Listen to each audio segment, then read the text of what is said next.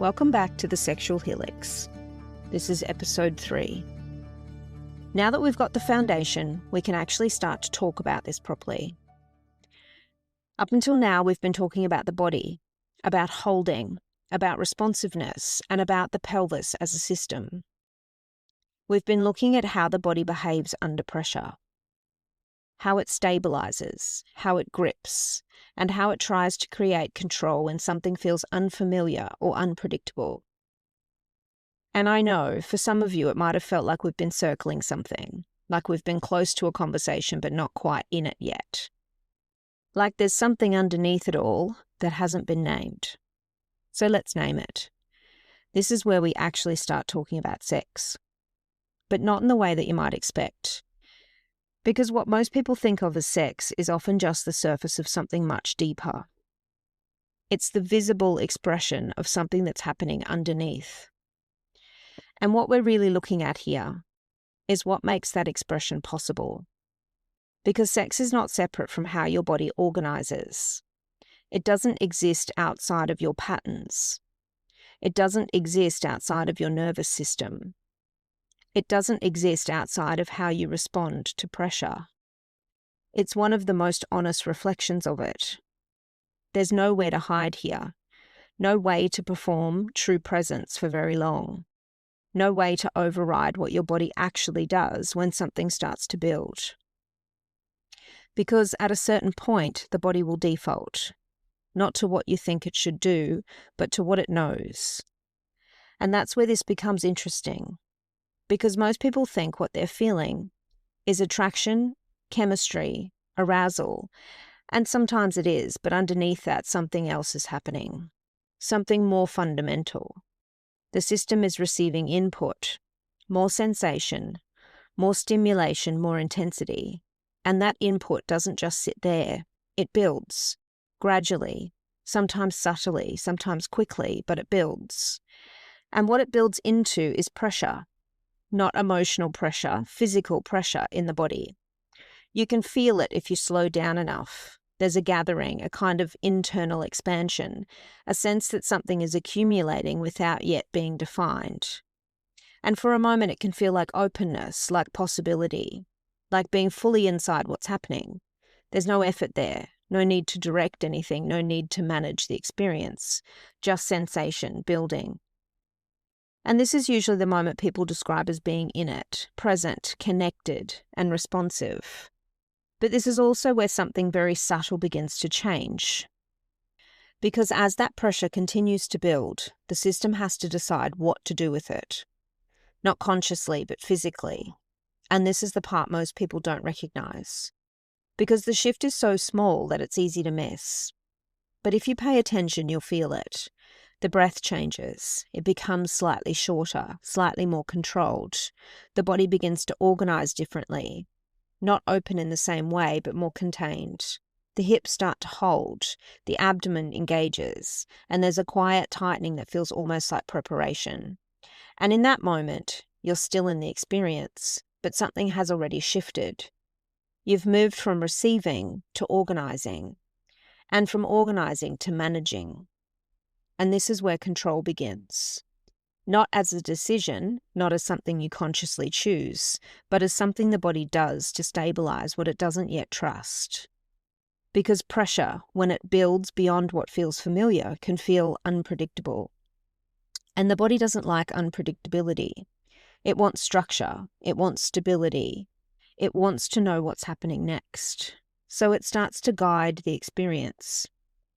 Subtly at first, small adjustment, a slight change in rhythm, a shift in pacing, and then there's more. Until what was once something you were inside of becomes something you're influencing.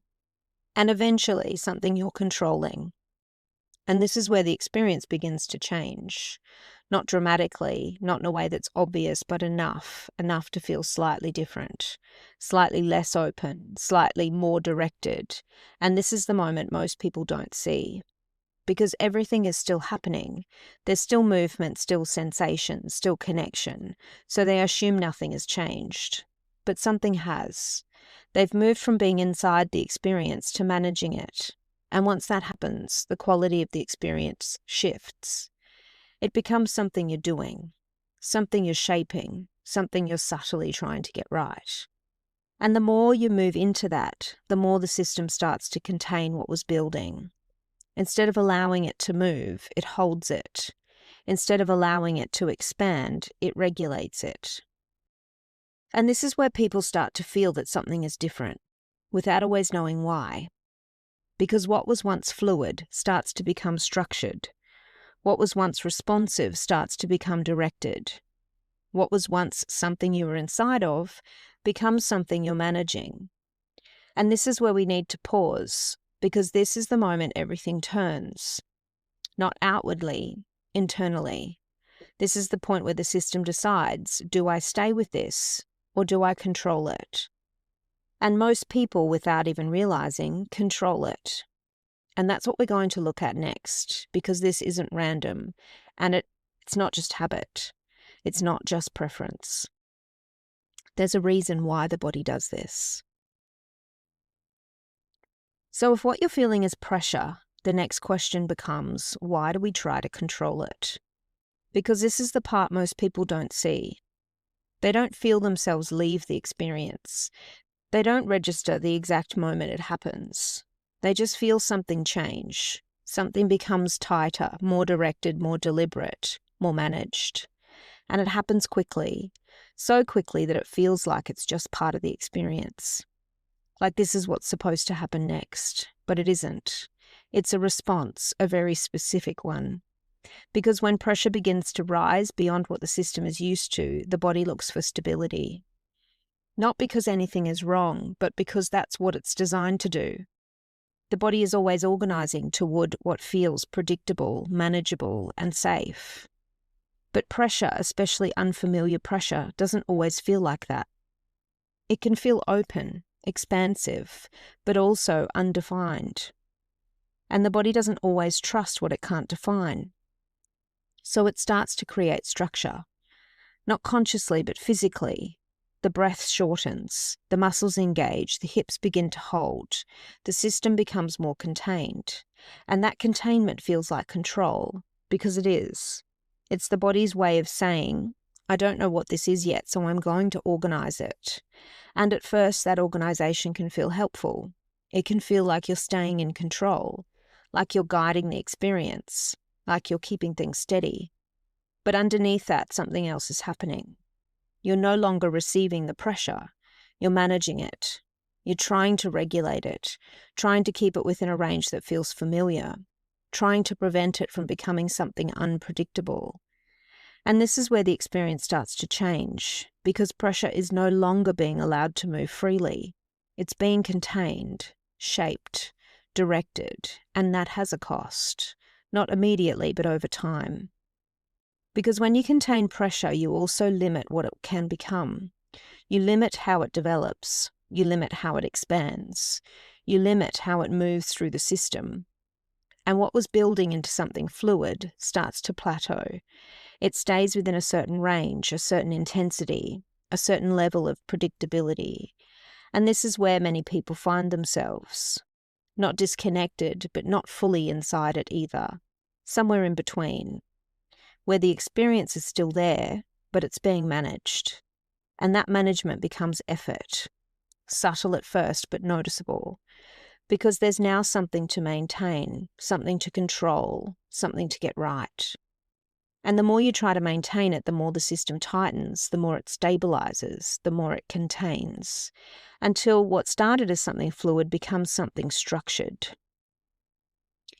Control isn't always obvious, and this is where it gets more complex, because control doesn't always look like taking over.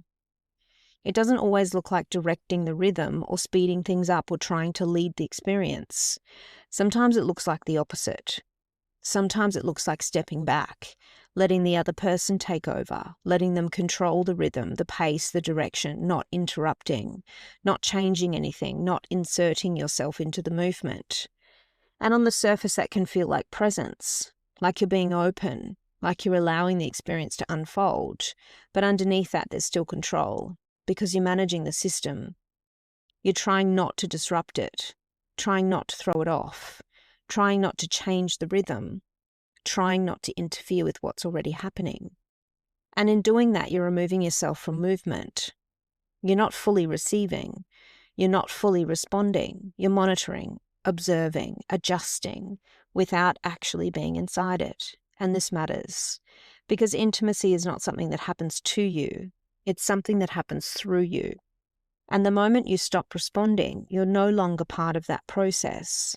You're managing it from the outside, even if you're still physically there. And again, this is not something to judge. This is not something that's wrong. This is something the system has learned over time. Because at some point, control became the most reliable way to handle intensity, to handle pressure, to handle sensation that felt like it might become too much. So the body adapted. It learned to tighten, contain, and direct. It learned to stay ahead of the sensation, to anticipate it, to regulate it before it became unpredictable.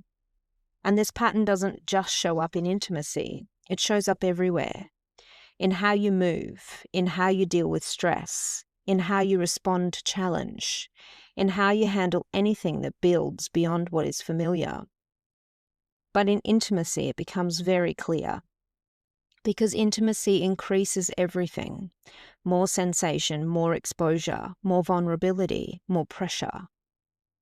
And whatever the system does under that is amplified, which means control becomes more visible, more physical, more obvious if you know what you're looking for. The problem is not that control exists. The problem is what it limits. Because when you control pressure, you don't just stabilize it, you restrict it. You reduce its range, you limit its movement. You keep it within boundaries that feel safe, but also prevent it from becoming something more. So instead of something that can move, flow, build, and transform, it becomes something that stabilizes, something that stays within a controlled range, something that never quite becomes what it could be. And this is where people start to feel that something is missing. Not because the experience isn't there, but because it's not fully expressed. There's a ceiling, an invisible one, and the system keeps returning to it. Not because it has to, but because it hasn't learned how to move beyond it without controlling it. So the shift is not, how do I control this better? It's, can I stop controlling it? And that's not easy, because control feels like stability. It feels like safety. It feels like you're doing something right. So letting go of it, even slightly, can feel like losing something, like losing structure, losing control. But what you're actually doing is creating space. Space for the system to respond. Space for the pressure to move. Space for something else to happen. Because the moment you stop interfering, the body does something different. Not dramatically and not all at once, but enough to notice. It begins to respond. And that response is not something you have to create. It's already there, waiting for space, waiting for you to stop overriding it. And this is where everything begins to open. Not because you've added something new, but because you've stopped interrupting what was already happening. So if the body already knows how to respond, and control is what interrupts that, what actually happens when you don't control it? What happens when you stay inside that pressure without trying to manage it? Because this is where the experience changes completely. Not just in how it feels, but in how the body moves. And that's what we're going to look at next.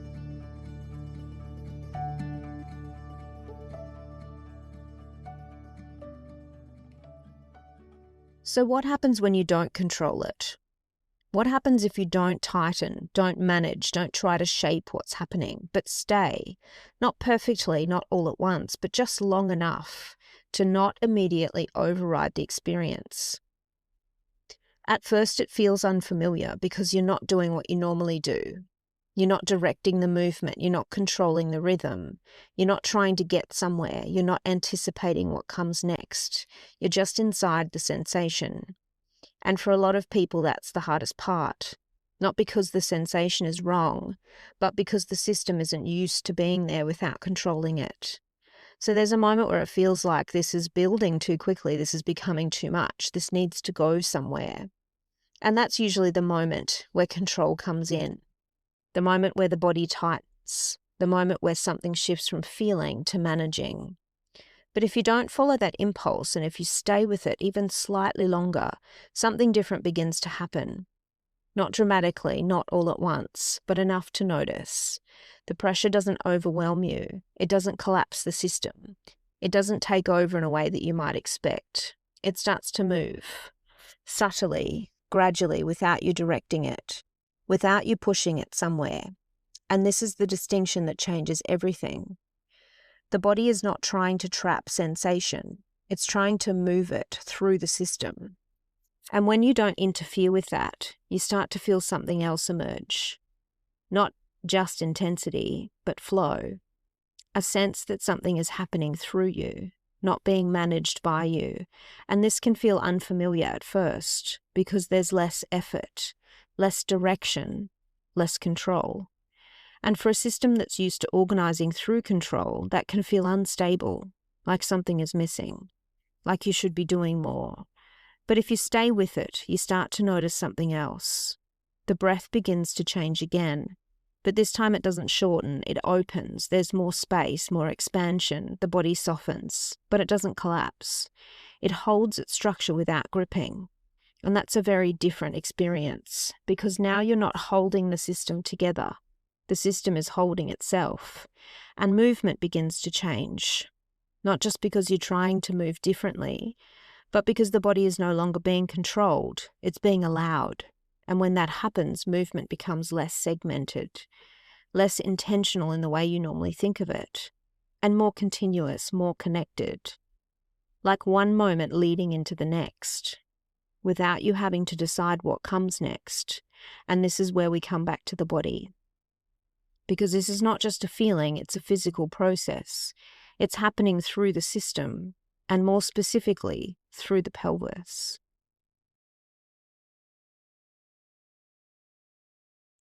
When the system is no longer controlling pressure, the pelvis starts to behave differently. Not as something you hold, but as something that moves. The flatten is still there, the contraction still exists, but it's no longer fixed. And it's no longer the only place the system can go, because now there's access to something else, the arch, the release. And this is where most people don't have familiarity, not because they can't do it, but because they don't stay there. The arch is not something the system trusts easily, because it feels like letting go, like giving up control, like allowing something unknown. So most people move through it quickly or control it without realizing. But when you don't control it, when you allow the system to move through both contraction and release, something else begins. Not a switch, not a sequence, a rhythm. A gradual movement between holding and releasing, between containment and expansion. And that movement is not sharp, it's not mechanical, it's not something you do. It's something that emerges because the system is no longer being interrupted. And this is where the pelvic floor responds, not as something you grip, but as something that lifts, releases, adapts in real time. And this is where the experience changes again, because now the sensation is not being held in one place, it's moving through the body. And when it moves, the system responds differently, more fully, more continuously, more connected. And for a moment, you're not managing the experience, you're inside it, and that's the difference. And this is the part that matters. Most people don't stay there, not because they don't want to, but because something in the system pulls them out. Something familiar, something automatic. The body tightens again, the breath changes, the attention shifts, and almost without noticing, they're back in control, back in managing, back in something that feels more stable. And this is the moment we need to understand, because it's not random, and it's not just habit, and it's not just preference. There can be a reason the system does this, a very specific one. And until you understand that, you will keep finding yourself in the same place, feeling something open and then losing it, not completely, but enough to feel the difference, enough to know there was more available, enough to sense that something shifted, even if you can't explain it. And that's what we're going to look at next, because this isn't about trying harder to stay. It's about understanding why you leave, what the system is protecting, and what it actually takes to remain inside something that feels unfamiliar. Because this is the point where everything either expands or contracts. And once you see it, you won't miss it again. This is the Sexual Helix. Thank you for listening. I'll see you next time for episode 4, where we look at why the body leaves and what actually happens when you can't stay present under pressure.